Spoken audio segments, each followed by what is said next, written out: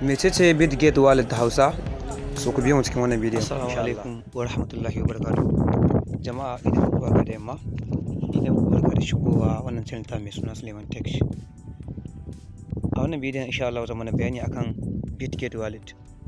So kuna jin sunan Bitget wallet amma ba ku san yadda take aiki ba, sannan kuma ba ku san yadda ake aiki da ita ba. To ku biyo ni cikin wannan bidiyon domin ji da kuma sauraron yadda ake yin amfani da Bitget wallet a baki, ma'ana a faɗi kenan, kafin na zo na nuna muku yadda ake amfani da ita a kuma zahiri. Ku biyo mu cikin wannan bidiyon. Da farko, Bitget wallet crypto wallet, wata crypto wallet ce take baka damar yin abubuwa da dama. Bitget wallet za ta baka damar yin abubuwa da yawa kamar su: na farko, za ta baka damar ajiye cryptocurrencies kamar Bitcoin da ethereum, ma'ana a cikin Bitget wallet za ka iya ajiye Bitcoin ko kuma ethereum.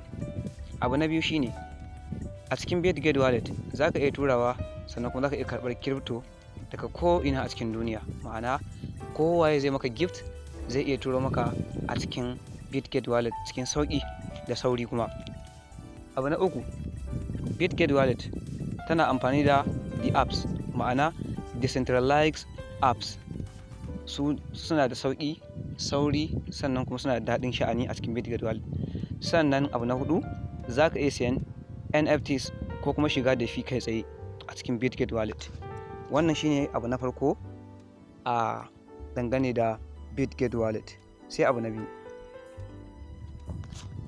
Abu na biyu shine, me yasa Bitget wallet ya dace da mu a Afirka da kuma faɗin Najeriya gaba ɗaya? Shine, na farko, Bitget wallet yana da sauƙin amfani. Sannan na biyu, Bitget wallet yana da tsaro sosai. Na uku kuma, ana iya haɗawa da yawancin blockchain, ethereum, BNB, Polygon da sauransu. Idan wannan bidiyon ya muku daɗi, ka danna mana subscribe, sannan ka danna alamar ƙararrawa ka zaɓi all, sannan ka mana like, share da kuma comment. Sannan idan kuna so na nuna muku yadda ake buɗe Bitget wallet da amfani da shi, to ku ci gaba da bibiyar ta a cikin wannan channel ta mai suna WEB3 da Suleiman Tech.